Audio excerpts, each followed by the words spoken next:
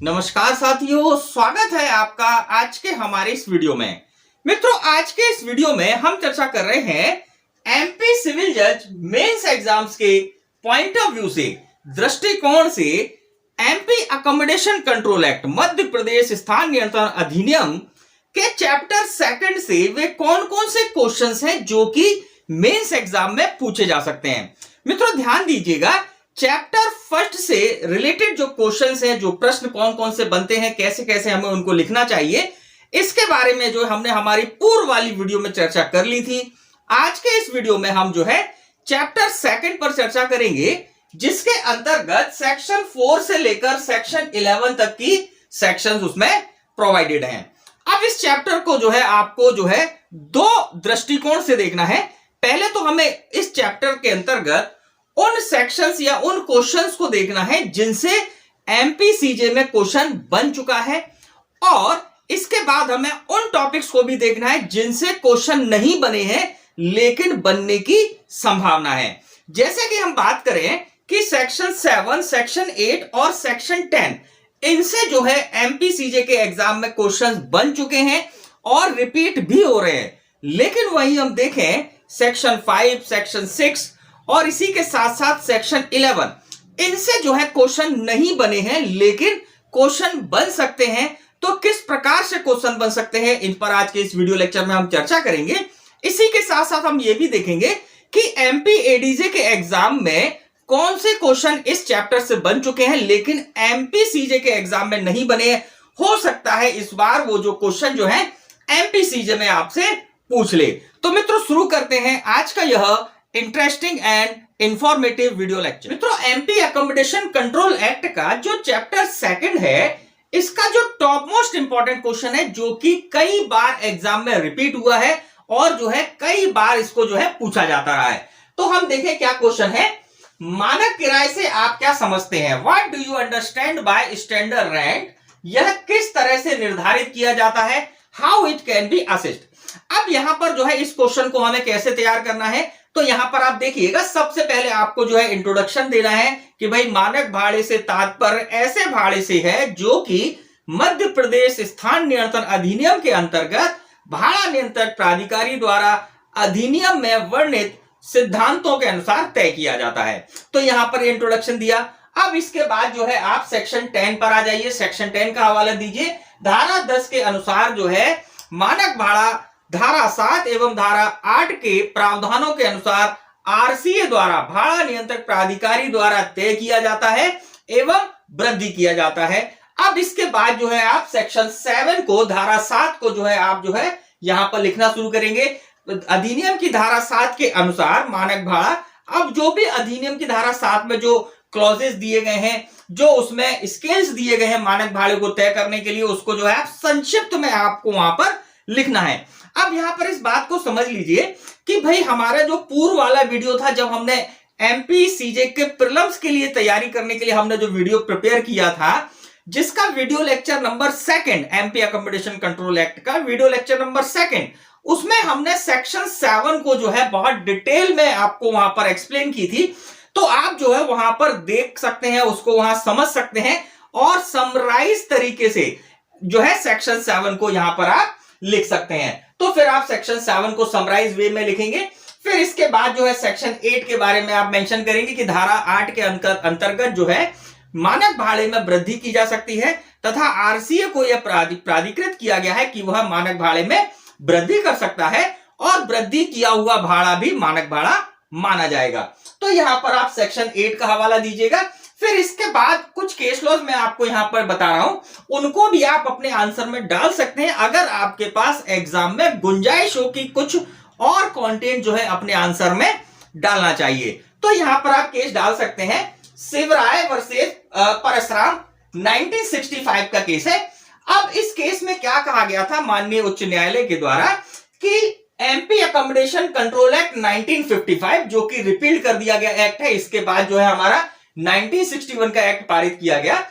तो इस एक्ट के अंतर्गत अगर किसी प्राधिकारी ने, सक्षम प्राधिकारी ने मानक भाड़ा तय कर दिया था, तो उसके बाद जो है अगर तय कर दिया था तो नए अधिनियम 1961 के अंतर्गत जो है मानक जो आरसीए जो है वह मानक भाड़ा तय नहीं कर सकता है। तो ये जो है इस केस में कहा गया, लेकिन इस केस के जो जजमेंट था उसको रिवर्स किया गया जगरानी वर्सेस जोराराम के केस में। अब इस केस में यह जो है रिवर्स करते हुए कहा गया कि चाहे एमपी अकोमोडेशन कंट्रोल एक्ट 1955 के द्वारा प्राधिकृत अधिकारी द्वारा मानक भाड़ा तय कर भी दिया गया हो, तो भी इस अधिनियम 1961 के जो वर्तमान में प्रभावी अधिनियम है उसके अंतर्गत भी जो है आरसीए मानक भाड़ा तय कर सकता है। तो इन दोनों केसों में जो है ये सारी बातें कहेंगे, तो आप इसका हवाला दे सकते हैं, इसको मेंशन कर सकते हैं अपने आंसर में, और इसके बाद जो आप कंक्लूजन लिखेंगे।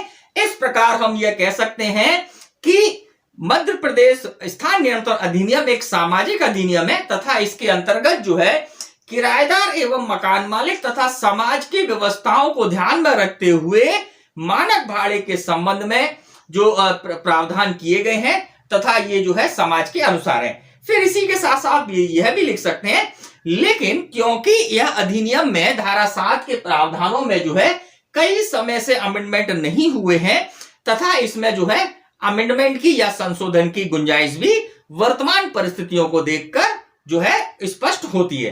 तो इस प्रकार से आप अपने आंसर को यहां पर इस तरह से कंप्लीट कर सकते हैं।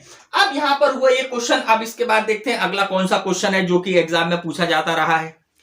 मित्रों, चैप्टर 2 के अंतर्गत जो नेक्स्ट इंपॉर्टेंट क्वेश्चन है जो कि प्रीवियसली परीक्षाओं में पूछा गया है, गृह स्वामी द्वारा मकान किराया किस तरह से बढ़ाया जा सकता है। अब यहां पर ध्यान रखिएगा, ये जो क्वेश्चन है 4 नंबर में पूछा गया क्वेश्चन है और इसमें जो है कंटेंट भी जो है लगभग 4 नंबर के आसपास का ही है। तो इसको हम कैसे लिखेंगे, सबसे पहले आप जो है 2 लाइन का इंट्रोडक्शन आप लिखिएगा कि मध्य प्रदेश स्थान नियंत्रण अधिनियम की धारा 8 के अंतर्गत मानक भाड़े में वृद्धि से संबंधित प्रावधानों का उल्लेख किया गया है। गृह स्वामी धारा 8 के अनुसार मानक किराए में बढ़ोतरी के लिए, वृद्धि के लिए जो है धारा 8 के अनुसार जो है कार्रवाई कर सकता है। धारा 8 के प्रावधान निम्न अनुसार हैं। तो फिर यहां पर आप जो है जो भी धारा 8 के प्रोविजंस हैं जो आपको समराइज करके जो है तैयार करना है और जो है संक्षिप्त में आपको वहां पर उन प्रावधानों को मेंशन करना है। तो यहां पर आप धारा 8 का उल्लेख कर देंगे। अब इसके बाद जो है आप एक केस लॉ वहां पर डाल सकते हैं अगर वहां पर गुंजाइश रहे। श्री प्रताप चंद्र वर्सेस बिब्बू देवी का केस, ये 1957 का केस है और इस केस में क्या कहा गया, इस केस में कहा गया मानक भाड़े में वृद्धिपूर्ण वृद्धि तभी की जा सकती है जब वह धारा 7 के प्रावधानों के अनुसार नियत किया गया हो। मतलब कि अगर मानक भाड़े में धारा 8 के अनुसार वृद्धि करनी है तो वह तभी परमिसिबल है जब धारा 7 के अनुसार जो है मानक भाड़ा तय किया गया हो। सहमति के आधार पर तय किए गए भाड़े में धारा 8 के अनुसार प्रावधानों के अनुसार जो है वृद्धि नहीं की जा सकती है। तो यहां पर बहुत सिंपल सी बात इस केस में कही गई कि अगर जो है मानक भाड़े में वृद्धि करना है, जो किराए में वृद्धि करना है धारा 8 के प्रावधानों के अनुसार, तो वहां पर जो है धारा 7 के अनुसार जो है मानक भाड़ा तय किया जाना चाहिए। अगर धारा 7 के अनुसार मानक भाड़ा तय नहीं किया गया है तो ऐसी स्थिति में जो है मानक भाड़े में वृद्धि जो है धारा 8 के अनुसार नहीं की जा सकती है। तो यहां पर इस केस में ये सारे जो है प्रोविजंस जो कहे गए। अब इसके बाद जो है आपको क्या करना है, इसके बाद आपको कंक्लूजन करना है कि भाई अगर किराएदार भूस्वामी द्वारा जो है, मकान मालिक द्वारा जो है अगर अपने स्थान में जो कि भाड़े पर दिया गया है कोई वृद्धि की जाती है, कोई उसमें जो है कार्य किया जाता है जिससे कि उसका मूल्य बढ़ जाए या उसका जो है मानक भाड़ा जो है बढ़ाए जाने योग्य हो जाए, तो ऐसी स्थिति में परिस्थितियों को ध्यान में रखते हुए भाड़ा नियंत्रक प्राधिकारी जो है धारा 8 के प्रावधानों के अनुसार जो है मानक भाड़े में वृद्धि कर सकता है। तो यहां पर इस प्रकार से जो है आप इस आंसर को कंप्लीट करेंगे।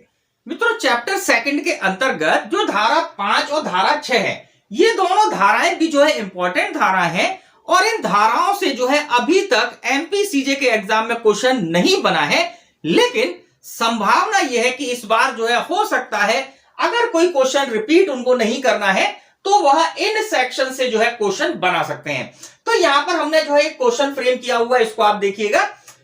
क्या कोई व्यक्ति मानक भाड़े से अधिक भाड़ा अथवा पगड़ी या गैर कानूनी प्रतिफल की मांग कर सकता है? तो इस क्वेश्चन को जो है धारा 5 और धारा 6 को मिक्स कर इन दोनों का उपयोग कर जो है आप इस क्वेश्चन का उत्तर जो है आप लिख सकते हैं। तो हम इसको कैसे लिखेंगे, सबसे पहले आप जो है 2 लाइन का इंट्रोडक्शन दीजिएगा कि भाई मध्य प्रदेश स्थान नियंत्रण अधिनियम जो है एक सामाजिक अधिनियम है जिसके अंतर्गत किसी भी व्यक्ति को मानक भाड़े से अधिक भाड़ा या पगड़ी या गैर कानूनी प्रतिफल की मांग किया जाना निषेध किया गया है तथा इस अधिनियम की धारा 5 जो है निम्नलिखित प्रावधान करती है। तो आप धारा 5 का उल्लेख करिएगा, फिर इसके बाद धारा 6 का उल्लेख करिएगा कि धारा 6 के अंतर्गत जो है ऐसे प्रीमियम पगड़ी इन सबको जो है मांगना निषेध किया गया है। फिर इसके बाद सेक्शन 43 को भी आप मेंशन कीजिएगा कि सेक्शन 43 के अंतर्गत जो है अगर कोई व्यक्ति धारा 6 के अंतर्गत प्रीमियम या पगड़ी मांगता है तो यहां पर जो है सेक्शन 43 ऐसे व्यक्ति को दंडित करने के प्रावधान भी करती है। तो इस प्रकार से आप इसको लिखिएगा। फिर इसके बाद कंक्लूजन कि भाई मध्य प्रदेश स्थान नियंत्रण अधिनियम के अंतर्गत जो है किसी भी व्यक्ति को निषेध किया गया है कि वह जो है इस अधिनियम के अंतर्गत जो मानक भाड़ा आरसीए द्वारा तय किया जाता है उससे अधिक भाड़े की मांग जो है नहीं कर सकता है। तो यहां पर इस प्रकार से जो है आप इस आंसर को फ्रेम कीजिएगा। इंपॉर्टेंट है क्योंकि अभी तक जो है एग्जाम में नहीं बना है, तो अगर एग्जामिनर को इस चैप्टर से अगर कोई क्वेश्चन बनाना है और रिपीट नहीं करना है तो यहां पर जो है इस क्वेश्चन जो है इस टॉपिक से क्वेश्चन बनाया जा सकता है। मित्रों चैप्टर 2 से जो नेक्स्ट इंपॉर्टेंट क्वेश्चन है जो कि एमपी एडीजे के एग्जाम में क्वेश्चन पूछा गया था 2012 में, लेकिन एमपी सीजे के एग्जाम में जो है क्वेश्चन अभी तक नहीं पूछा गया है। तो क्या है वो क्वेश्चन देखते हैं। अंतरिम किराए से आप क्या समझते हैं, किन स्थितियों में न्यायालय से अंतरिम किराया नियत किया जाना अपेक्षित है। तो यहां पर जो है ये जो क्वेश्चन है ये एमपी एडीजे के एग्जाम में पूछा गया क्वेश्चन है, लेकिन एमपी सीजे में अभी तक नहीं पूछा गया है। तो जो हो सकता है कि जो है इस बार पूछ ले। तो अब इसको हमें तैयार कैसे करना है, सबसे पहले जो है अंतरिम किराए के बारे में हमको थोड़ा सा इंट्रोडक्शन देना पड़ेगा। मध्य प्रदेश स्थान नियंत्रण अधिनियम के अंतर्गत अंतरिम भाड़े को कहीं पर भी परिभाषित नहीं किया गया है। सामान्यतः अंतरिम भाड़े से तात्पर्य ऐसा भाड़ा है जो कि कार्यवाही के जारी रहे जाने तक के लिए अस्थायी रूप से भाड़ा नियंत्रक प्राधिकारी द्वारा धारा 11 के प्रावधानों के अनुसार तय किया जाता है।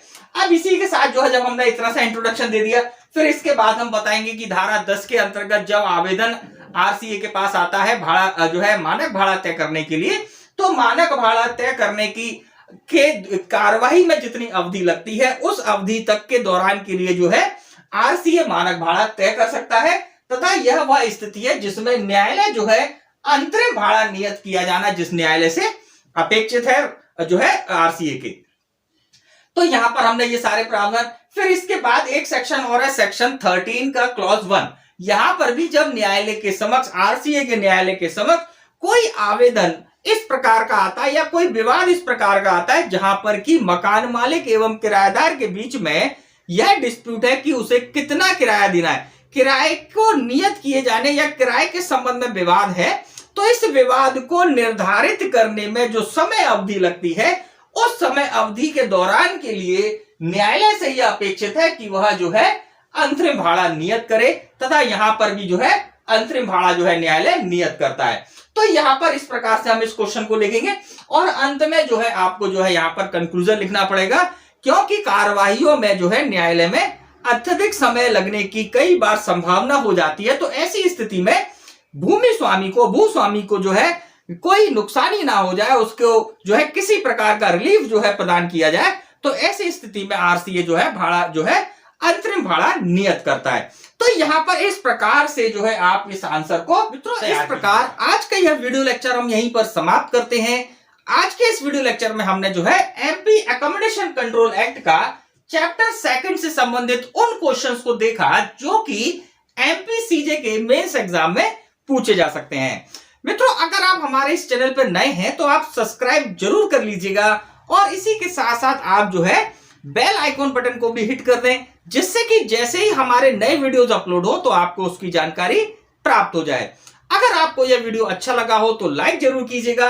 अगर आपके कोई क्वेश्चंस हैं, कोई क्वेरीज हैं, तो आप जो है हमें कमेंट बॉक्स में कमेंट कर सकते हैं। हम यथासंभव जो है आपके कमेंट्स का रिप्लाई जरूर देंगे।